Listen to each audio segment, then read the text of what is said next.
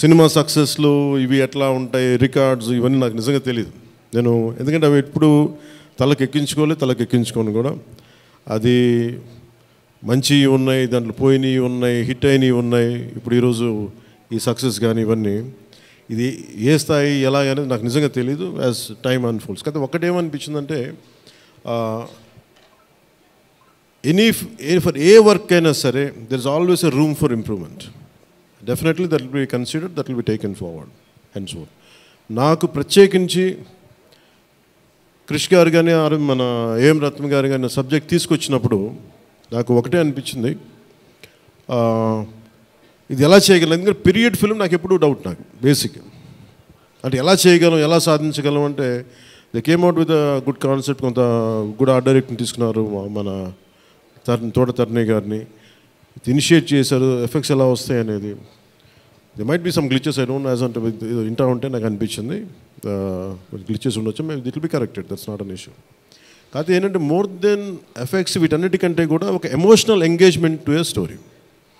మనం ఒక సినిమాకి వెళ్ళినప్పుడు మనకు గుర్తుండిపోయేది ఏవి ఎలా ఉన్నాయని కంటే కూడా what do we carry in our heart.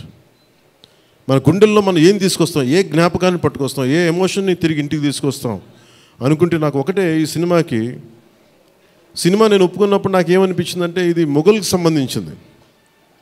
మన చిన్నప్పటి నుంచి స్కూల్స్లో చదువుకుంటున్నప్పుడు always we hear about how Akbar is great, how Shah Jahan is by creating Taj Mahal, how what an artistic personality, what an artistic emperor, what an aesthetic sensibilities on emperor. When it comes to Aurangzeb, what a pious religious man. He never used to take anything from his own kingdom. Always he used to earn his own bread by stitching topis and also something like making some dharmic granths. Eppudu maatladar gaani, but the darker side మన చిన్న line ఉంటుంది. ఇప్పుడు నేను చిన్నప్పుడు స్కూల్లో మన social text బుక్లు చదువుకున్నప్పుడు జిజియా గురించి ఒక చిన్న simple line used to be there, that's it, he levied జిజియా ఆన్ హిందూస్ అని. ఈ సినిమా చేస్తున్నప్పుడు నాకు అది గుర్తొచ్చింది. ఒరిజినల్గా ఈ కథ చేసేటప్పుడు సింపుల్ లైక్ ఎనీ ఇమిగ్రేషన్, మన ఎయిర్పోర్ట్కి వెళ్తే ఇమిగ్రేషన్ ఎలా ఉంటుందో అలాగే కైండ్ ఆఫ్ ఇమిగ్రేషన్ అది. హిందూగా ఉంటాం, ముస్లింగా ఉంటాం అంటే లేదా విల్ బి హిందూ, లైక్ బొట్టు పెట్టుకుని ట్యాక్స్ పే చేసి వెళ్ళిపోతారు, అంతే. That's the sequence. So once the producer and Krish garu have decided, and Jyoti Krishna garu have decided it should be 2 parts. And the length 4.5 hours వచ్చేసింది కాబట్టి మనం first మన దీన్ని 2-2.5 గంటలకు చేయాలనుకున్నప్పుడు అప్పుడు ఇంటర్వెల్ పాయింట్ ఎక్కడ పెట్టాలంటే ఇది ఏమంటుందండి, చౌకీటానా, ఈ చౌకీటానా దగ్గర ఆగిపోయింది. సో అక్కడి నుంచి దాన్ని నాకు చేస్తున్నప్పుడు నాకేమనిపించిందంటే వీ కెనాట్ అండూ హిస్టరీని అండూ చేయలేం, కానీ can we address the past mistakes of the history. We are not questioning about the Akbar's greatness, we are not questioning the Shah Jahan's historic values, we are not questioning the Aurangzeb's commitment to his religion.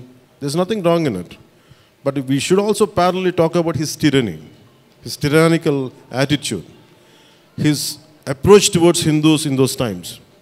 అంటే కాన్స్టెంట్గా మనం ఎప్పుడు కూడా Akbar the great అని వింటాం, కానీ Krishnadevaraya the great అని విన్నాం, రాణి రుద్రమదేవి ద గ్రేట్ అని విన్నాం. I don't know why conveniently our historians conveniently they made it in such way only it confine to only Mughal emperors. తిప్పి కొడితే Mughals rule only for 200+ years, వెరాజ్ చాళుక్యాస్, వెరాజ్ పల్లవాస్, ఇక మన ఇన్ కాకతీయాస్, విజయనగర సామ్రాజ్యం హండ్రెడ్స్ ఆఫ్ ఇయర్స్. కానీ ఎందుకు అది వారి మన హిస్టరీ రాసిన వాళ్ళు మన రాజుల పైన చిన్న చూపు చూశారని చెప్పచ్చు. The belittle rest of the dynasties when compared to Mughals. ఇది ఎక్కడో back in my mind it used to be there. So when you could convey the greatness of an Akbar, when you say that how committed religious man Aurangzeb was, so why can't we talk about jizya? It's always interesting. And being a Hindu land, ఇది నేను హిందూగా ఉన్నాను, నువ్వు జిజియా నువ్వు పన్ను pay చేయాలన్న కాన్సెప్ట్ని ఎవరు దాన్ని ముట్టుకోలేదు, భయపడ్డారేమో, లేదా సెన్సిటివ్గా ఫీల్ అయ్యారేమో. బట్ నాది ఎప్పుడు కూడా టైట్ రోప్ వాక్. సో నాకు అనిపించింది దీన్ని ఎక్స్ప్లోర్ చేద్దామంటే చాలా సందర్భాల్లో కూడా ఏమైనా సమస్యలు వస్తాయా మనకి. ఎందుకంటే ఇప్పుడు ఔరంగజేబ్ చేసి వెళ్ళిపోయినా కానీ ఇంకా మన వాళ్ళంతా ఇంకా సెన్సిటివ్గా ఉంటారు ఏంటో మరి. ఔరంగజేబ్ చచ్చిపోయి చాలా రోజులైంది, శతాబ్దాలు అయిపోయింది, కానీ ఔరంగజేబ్ గురించి మాట్లాడగానే ప్రతి ఒక్కరు సెన్సిటివ్గా ఫీల్ అయిపోతూ ఉంటారు. సో ఇది నాకేమనిపించింది, let me explore the darker side of Aurangzeb, especially when it comes to jizya. రాజ్యాలను కొలగొట్టింది ఉంది, రాజుల్ని చంపింది ఉంది, కానీ బట్ ఒక సగటు మనిషి, common man in the Mughal period during Aurangzeb, he has to pay జజియా. So why can't we explore this as మనకి స్క్రిప్ట్లో స్కోప్ ఉంది కదా, దట్స్ హౌ వి ఎక్స్పాండ్. ఆ ఎక్స్పాండ్ చేస్తున్నప్పుడు నాకేమనిపించిందంటే ఎప్పుడు రెవల్యూషనరీస్ ఆ రెబిలియన్ ఎలా ఉంటుందంటే స్పాంటేనియస్గా ఉంటాయి, వెరీ స్పాంటేనియస్గా స్పార్క్ అవుతాయి. సో ఫర్ మీ నాకు ఈ ఆల్ దీస్ ఇయర్స్ నా పొలిటికల్ జర్నీ కూడా అంటే రెండు నాకు ఇన్ఫ్లుయెన్స్ చేసినాయి. 18 minutes ప్రీ క్లైమాక్స్ ఆ పార్ట్ అంతా. One is mainly my background in the martial arts and my technical understanding of cinema, technical aspects of cinema. The third is my experience in handling the emotions of people and fighting against the tyranny in Andhra Pradesh.